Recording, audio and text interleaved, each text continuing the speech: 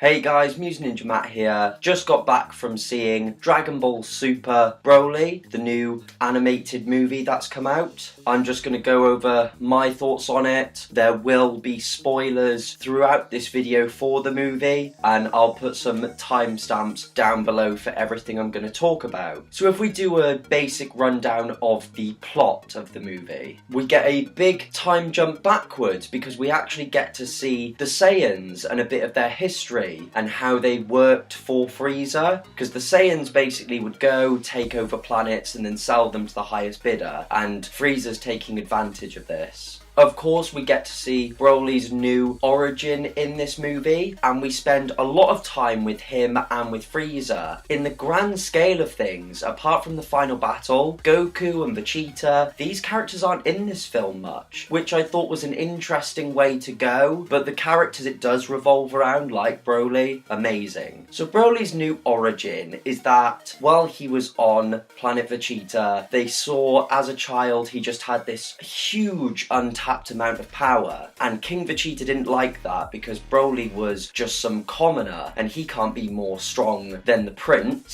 so he has Broly exiled away and put on a planet that, strictly speaking, he shouldn't even survive on. Broly's father goes after him to save him. They both end up stranded on this planet and they end up just training together to get stronger. We then of course see the destruction of planet Vegeta at the hands of Frieza, and we get the time jump forward, so we're in the present day. So it comes down to the fact that our heroes and Frieza and his army, they're all after the last Dragon Ball, and two of Frieza's soldiers actually find and rescue Broly and his father and bring them into the battle. It's the idea that Frieza says to Broly and his father, you can have your revenge. Even though King Vegeta is gone, his son lives, so come with me and just come destroy his son. This is where, of course, the huge battle begins, and this includes Broly's father being killed by Frieza, and Frieza says, look, a stray energy beam killed him, and Broly gets so angry that he goes Super Saiyan. We get to see Goku and Vegeta fuse together. We also see Broly just beat the crap into Frieza, because he doesn't really have any allegiance. We just see how powerful Broly is, that in his normal form, he can go toe-to-toe with Goku and Vegeta in their later forms. The battle ends when the two soldiers that rescued Broly, who have formed a friendship with him, they actually use the Dragon Balls and they wish for Broly to be safe on the planet he grew up on. Frieza pretty much just retreats at this point,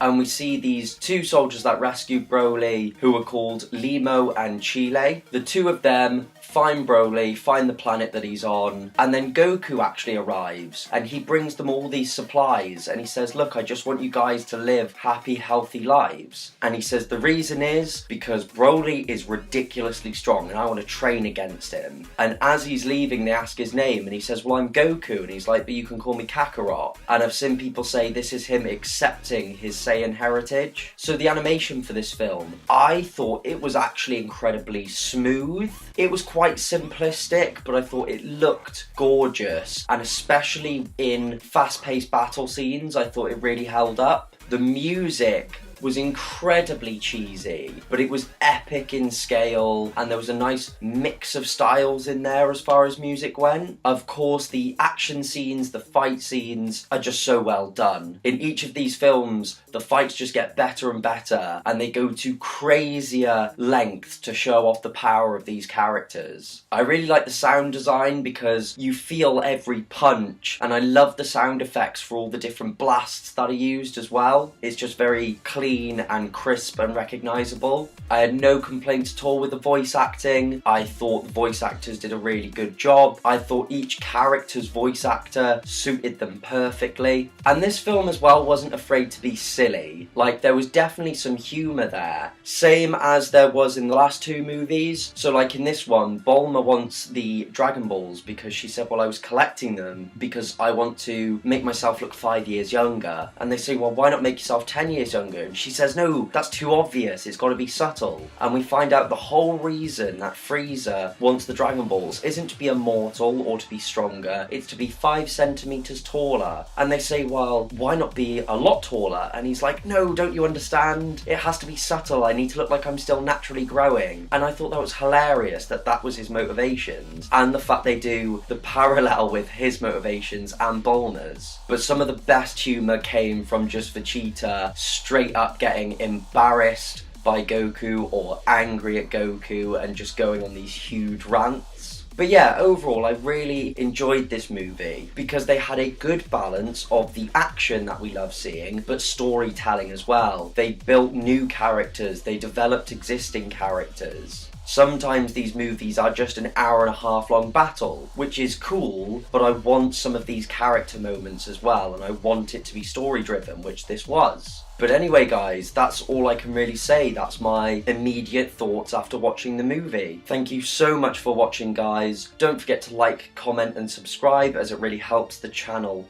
out. Check out the links in the description down below. Check out the entire channel, especially the playlists, and I will see all of you in the next one.